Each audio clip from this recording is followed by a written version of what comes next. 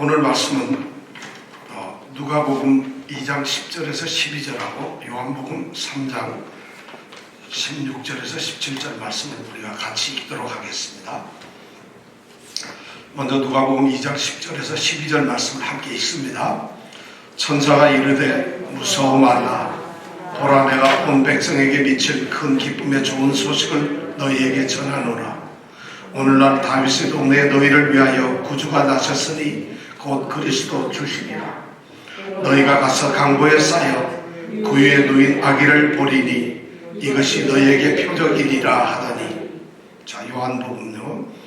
하나님이 세상을 이처럼 사랑하사 독생자를 주셨으니 이는 저를 믿는 자마다 멸망치 않고 영생을 얻게 하려 하심이니라. 하나님이 그 아들을 세상에 보내신 것은 세상을 심판하려 하심이 아니요 저로 말미암아 세상이 구원을 받게 하려 하심이라.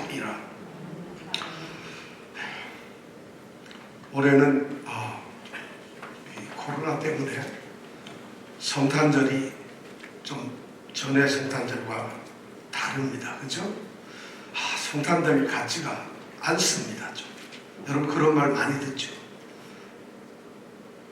주님은 코로나가 있어도 오셨고, 주님은 홍수가 나도 오셨어요. 눈이 폭설이 내려서 교통이 마비되어도 주님은 오셨습니다. 그런데 우리는 언제서부터인가 이런 성탄절에 대한 이 개념이 조금 달라집니다. 이거는 아마 장사하는 사람들이 하는 얘기죠. 경기가 그렇게 좋지 않으니까 올해 성탄절은 좀 다르다. 또 우리 마음속에도 왠지 모르게 코로나라고 하는 이 위기 때문에 성탄절이 전과 다르다는 느낌을 갖습니다. 이런 때일수록 우리는 성탄절에 대한 참된 의미를 한번 생각해 보는 것이 너무 소중합니다. 왜냐하면 성탄절이란 주님이 태어나셨다는 것을 증명하는 것이고 그것을 우리가 축하하는 날이기 때문에 그렇습니다. 이 역사적인 예수님의 이 성탄 기록은 마태복음하고 누가복음에만 자세히 기록이 되어 있습니다.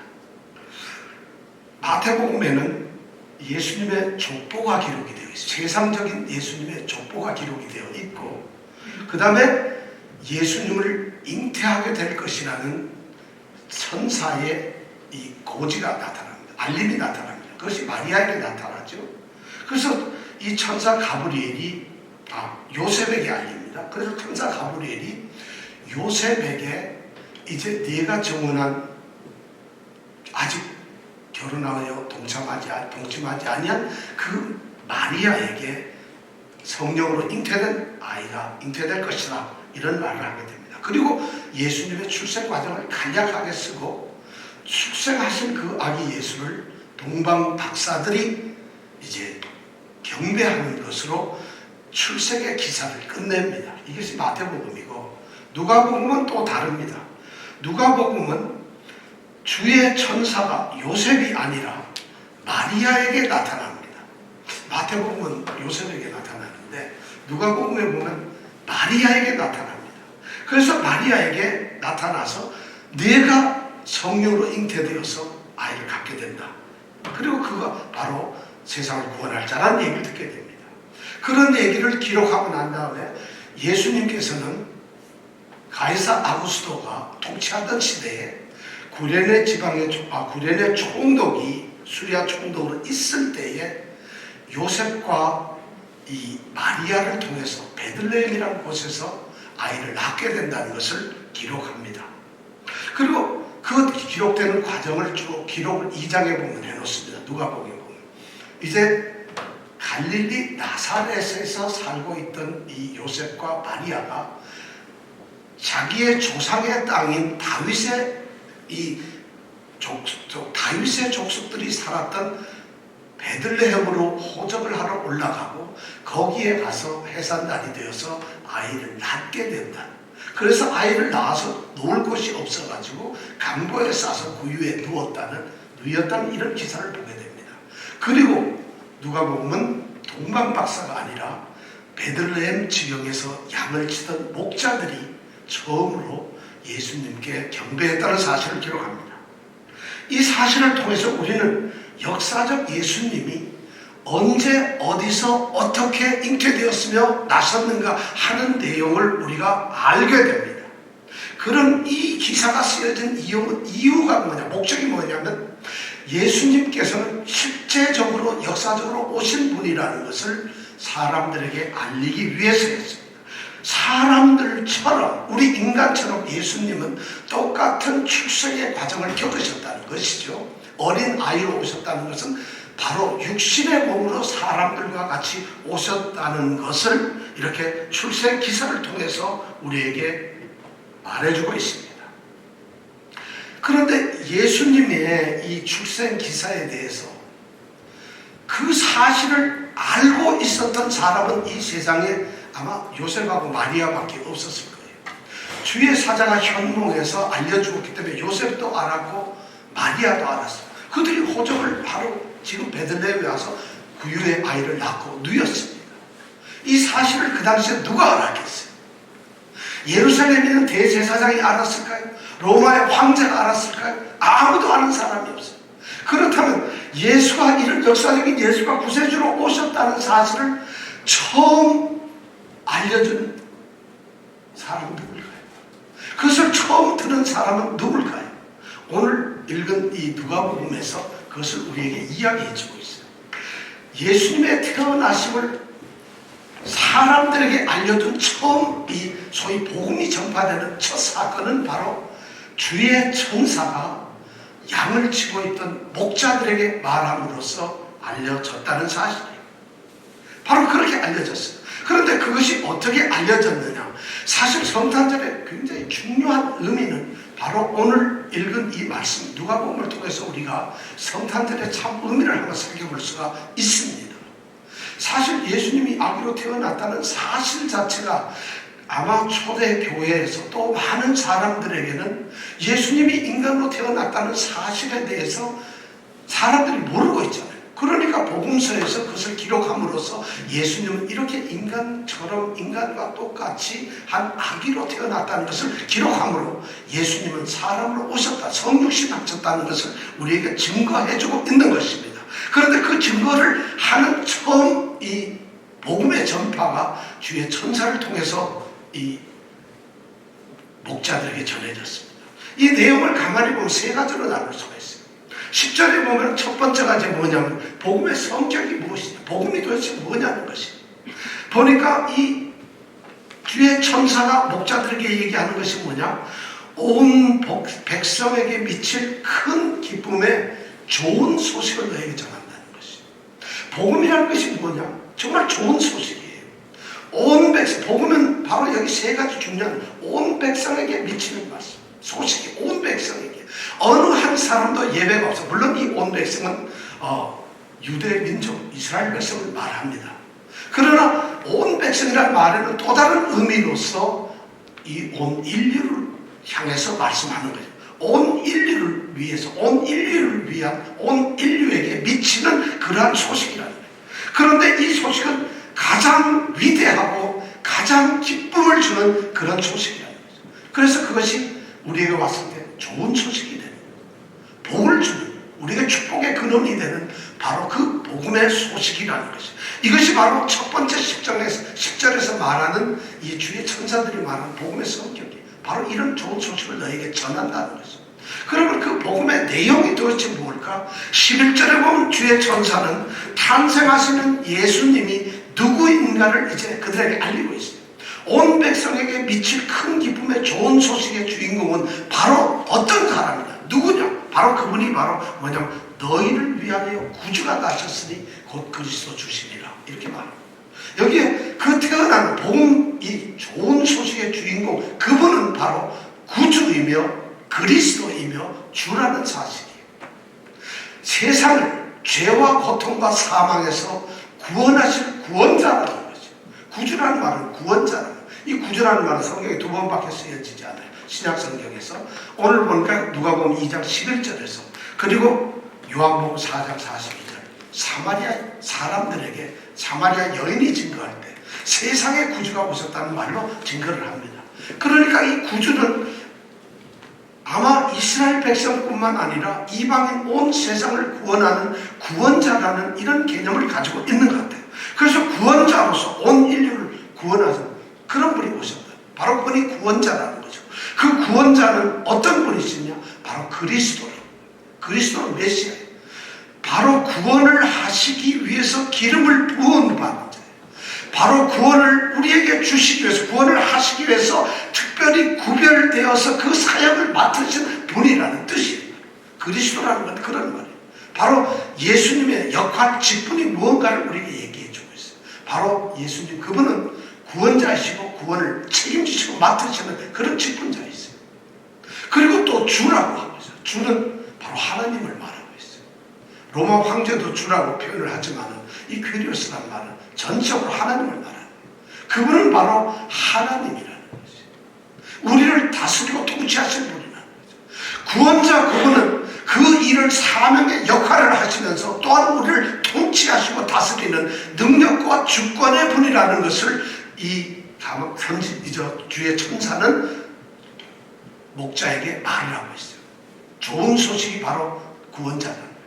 그럼 그 좋은 소식의 구원자가 그럼 어떻게 되었다는 것이다. 그것이 바로 오늘 12절에 나와 있는 말씀입니다. 그 증거, 복음의 증거를 우리에게 말합니다. 그 사람이 바로 누구냐면 너희가 가서 강보에 쌓여 구유에 누인 아기를 보내니, 바로 그것이 표적이라는 것이죠. 여기서 표적이라는 것은 분명한 증거라는 것이죠. 예수님이 이 땅에 오셨는데 그 예수님은 좋은 소식의 중심이었고 그분은 구원자였는데 그분이 지금 강보에 쌓여 구유에 누인 아기라는 것이죠. 이 아기가 표적이라는 거예요. 이런 복음의 소식이, 예수님의 성탄, 탄생의 소식이 주의 천사를 통해서 목자들에게 전해졌습니다. 그래서 목사들이 비로소 이 세상, 이 땅에 하나님의 아들 독생자 예수 그리스도께서 구원자로서 오셨다는 것, 인간으로 오셨다는 것을 이 세상에 알게 되었다는 것이죠. 자, 여기서 저는 이런 생각을 해봅니다. 예수님이 하나님의 구원자, 아들로서 하나님의 구원자로서 보내심을 받았는데, 만약 그것이 우리에게 오늘날 그런 소식이 전해진다면 우리는 어떻게 반응할까요? 예를 들어서 우리 집사님이 잠을 자고 있는데 한 2시쯤 돼가지고 갑자기 꿈속에 하나님께서 이 세상을 구원할 나의 독생자 아들을 이 땅에 보낸다.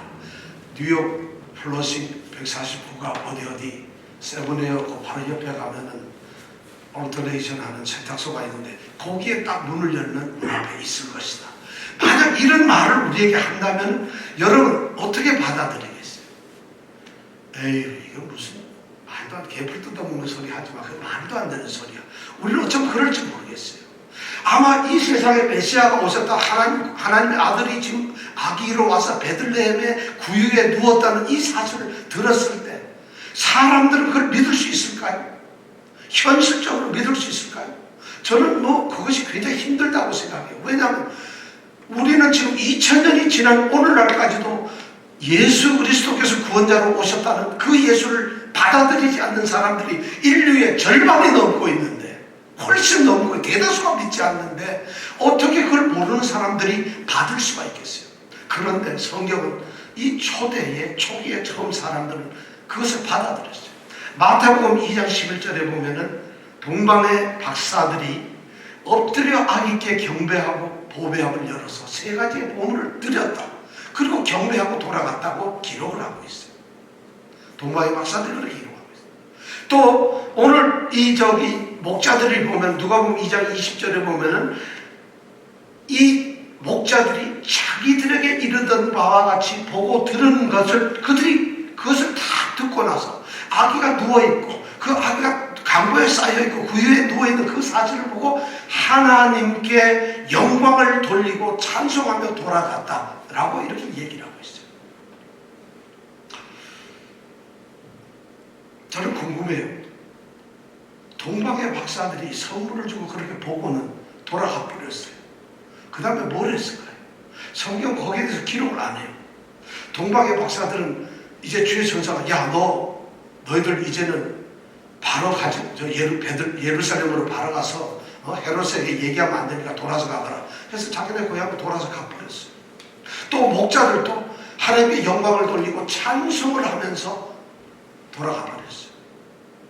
어디로 갔을 거예요?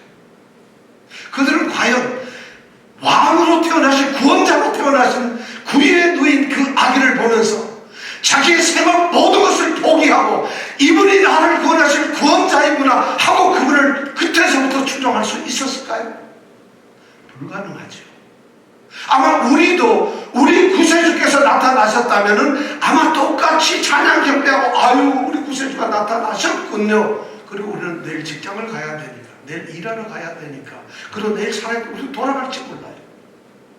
어쩌면 그런 사실을 기록한 이유는 이것이 역사적인 사실로, 역사적 예수가 구유에 좀 누웠고 이것을 제3자인 전혀 모르는 동방의 박사나 목자들이 목격을 하고 경배했어. 그래서 이것이 역사적 사실이라는 것을 증거하기 위해서 이 내용을 기록했을 거라고 저는 생각을 합니다.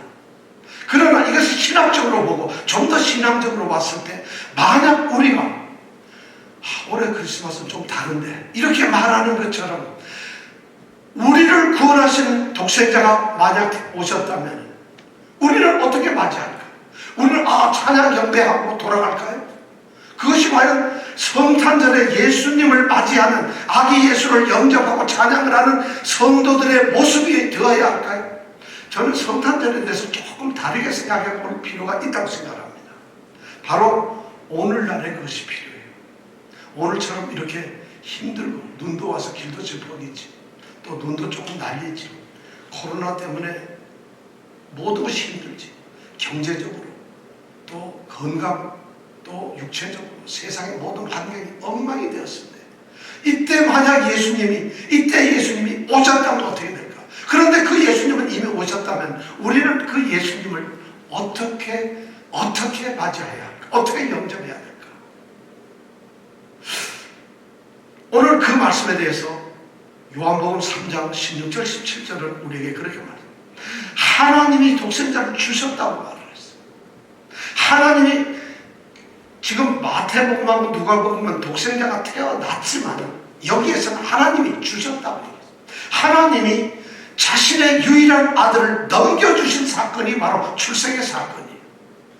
육체적으로 육신적으로는 그것이 태어남이 되지만은 영적인 면에서 본다면, 신학적인 면에서 본다면 하나님께서 자기의 독생자를 우리에게 넘겨주신 거예요. 우리에게 주셨어요. 왜냐하면 하나님 그분이 우리를 사랑하셨기 때문에 하나님이 세상을 이처럼 바로 독생자를 주기까지 사랑하셨어요. 그래서 하나님께서 그 아들을 우리에게 넘겨주셨어요. 여기서 태어나셨다는 의미도 있지만은 그분이 성육신 하셔서 이 땅에서 모든 고난을 받으시고 그리고 필경에는 십자가에 못 박혀 돌아가시고 이 모든 사건이 바로 이 주셨다는 말 속에 포함이 됩니다. 그러니까 예수님의 전인격적인 예수님 자신을 우리에게 던져주세요. 17절에 보면 하나님이 그 아들을 보내셨다고 얘기를 했어요. 예수님은 분명한 사명을 가지고 이 땅에 보내신 분이에요. 그냥 태어나신 분이 아니라 하나님이 넘겨주신 분이고 하나님이 보내셔서 아이로 태어나셨을 분이에요. 그럼 왜 보내셨어요? 보내셨다고 할 때는 그분이 예수님께서는 사랑하는 제자를 선택하고 보내셨어요. 그들이 바로 제자가 되고 사도가 되었어요. 하나님은 그 아들을 보내셨다고 말씀했어요. 바로 예수님을 보내시는 목적이 있었다. 하나님이 하시는 계획이 있었다는 것이죠. 그 계획이 뭐냐면 세상으로 하여금 멸망을 받지 않게 하고 구원을 얻게 하려 하시는 것이죠. 구원을 멸망하지 않고 영생을 얻게 하려 하시는 것이죠. 16절에는 영생이라고 합니다.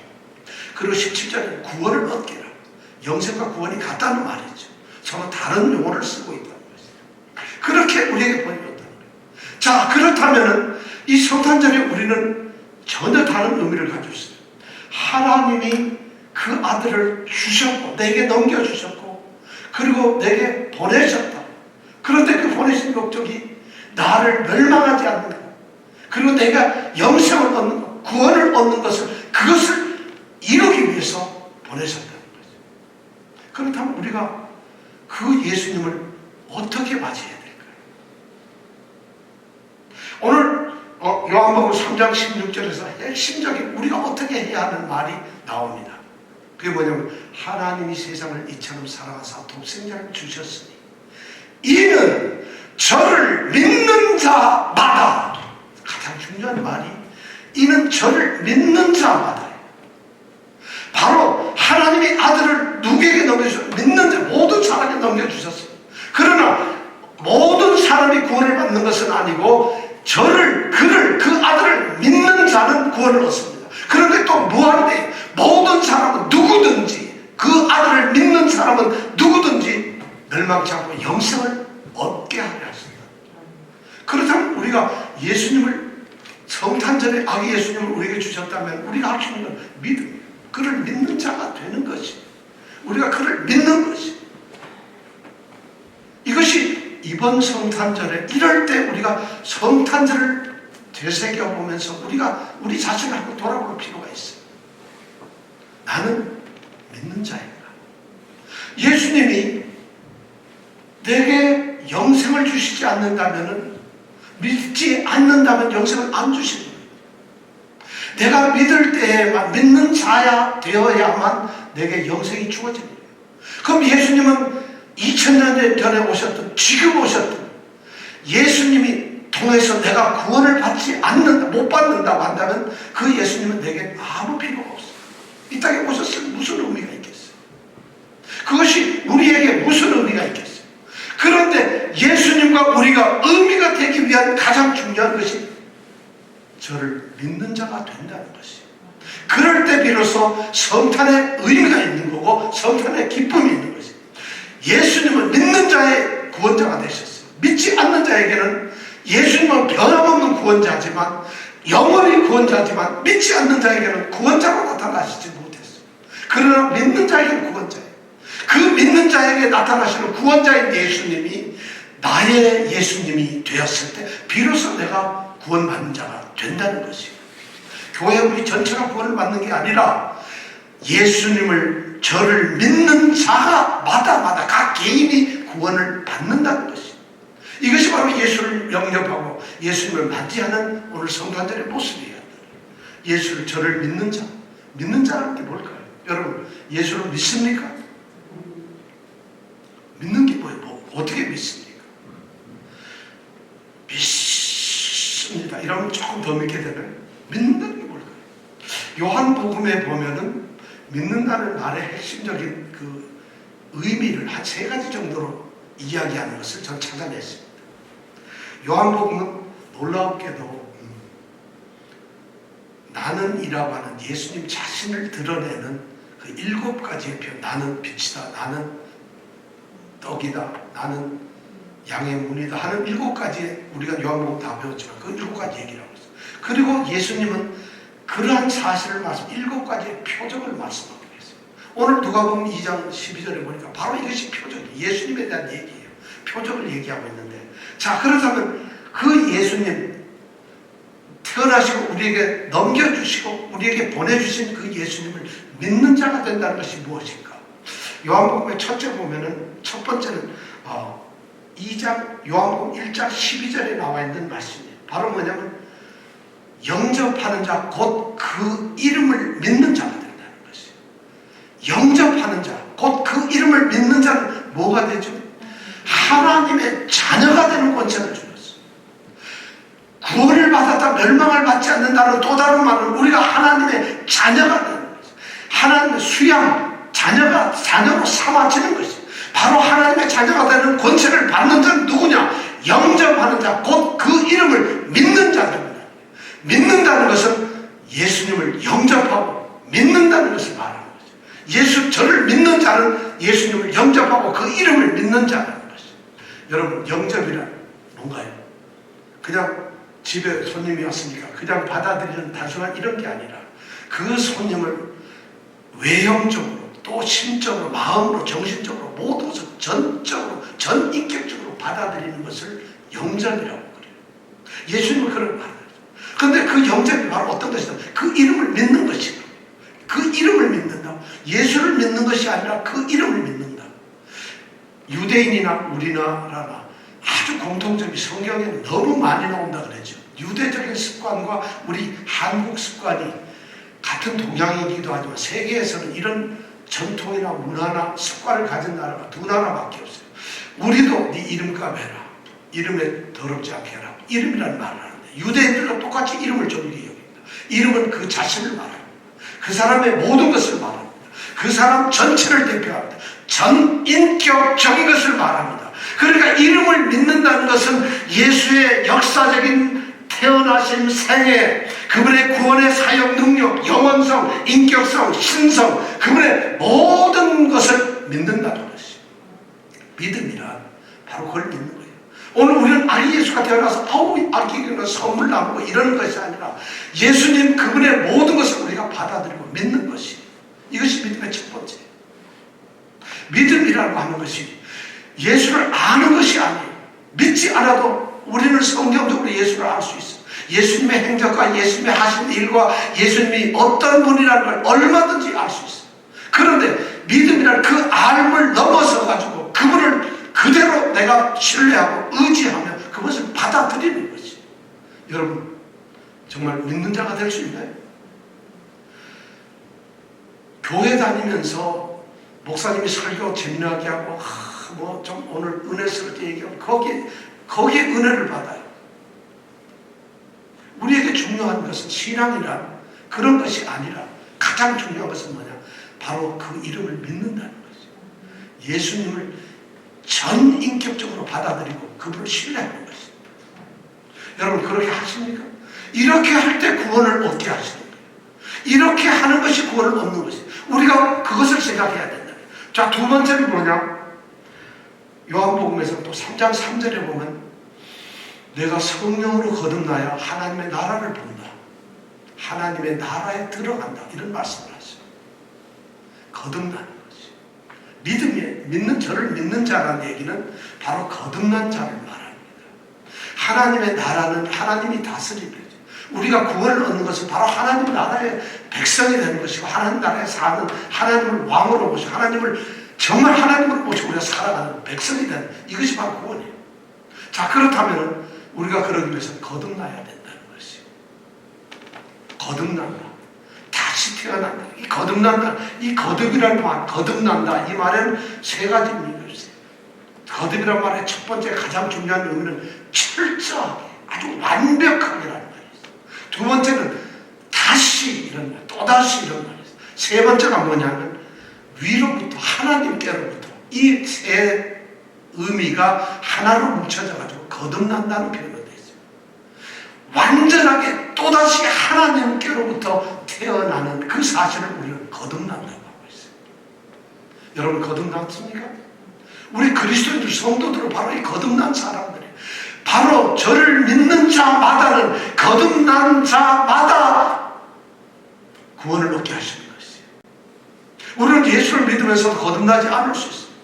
우리는 예수를 따라다니면서도 구경꾼처럼 될 수 있어요. 예수님의 명성이 좋아서 예수님을 따라다니면 뭔가 있을 것 같아서 예수님의 말을 이렇게 성경을 읽어보면 너무 좋은 말이 많아서 문학적 작품으로 요즘에는 인터넷에 나오는 좋은 글들이 너무 많아서 성경보다 더 멋있는 말이 많아요. 사실 요즘에 드라마 보면 대사가 왜 그렇게 멋있는지 말이죠. 그런데 성경보다 더 멋있어요. 그런데 바로 거듭남이라는 그런 말을 쫓아가는 것이 아니라 정말 전인격적으로 완벽하게 다시 하나님께로부터 새로운 생명을 받는 것이죠. 새로운 피조물이 되는 것이죠. 이것을 거듭남이에요. 두 번째가 바로 저를 믿는 자라는 이렇게 새로운 피조물이 된 자를 말하고 있어요. 세 번째가 뭐냐면 가장 우리가 중요하게 생각하는 것은 바로 예수님께서 다락방에서 돌아가시기 바로 그 전날 밤 다락방에서 하신 말씀, 요한복음 15장에 나오는 말씀이에요. 15장은 예수님께서 자신을 포도나무로 우리를 가지라고 표현을 하셨어요. 그러면서 그 말씀을 하시면서 꼭 하시고 싶었던 말씀이 뭐냐면 너희가 내 안에 내가 너희 안에 있어야 이 사람이 과실을 많이 맺는다는 것이. 바로 저를 믿는 자는 주님이 내 안에 내가 주님 안에 있는 것이에요. 그런 자를 바로 저를 믿는 자라고 얘기를 하고 있습니다. 주님이 내 안에 있습니다. 내가 주님 안에 있습니다. 나는 주님 안에 있기를 원합니다. 그리고 나는 어떻게 하든지 주님 안에 있고 싶어요. 그리고 주님이 내 안에 있기를 원해요. 주님이 여러분 안에 어떻게 있을까요? 여러분, 주님이 어떻게 여러분 안에 있어요? 주님은 아기로 태어나셨다가 십자가에 달리시고 부활하셔가지고 하나님 우편에 계시는데 영이신데 그 영이신 어떻게 우리와 함께 있을까요? 바로 주님께서는 육신으로는 떠나셨지만 자신의 영을, 그것이 바로 성령이신데 자신의 영을 우리에게 보내주시고 우리와 함께 있게 했어요. 그래서 성령이 내 안에 있는 것이에요. 내가 성령 안에서 행하고 성령이 내 안에서 행하는 것이에요. 그런데 성령이 있는 자가 바로 성령이 있는 자가 성령의 지배를 받는 자가 바로 저를 믿는 자라는 것이에요. 성령께서 내 안에 있으시면 성령께서 직접 내게 말씀을 하시나요? 성령께서 내게 너 가라, 너 일어나라, 너희가 하지 마라 이렇게 말씀하시나요? 그렇지가 않은 것 같아요. 요한복음 이 15장에 보면 놀라운 말씀이에요.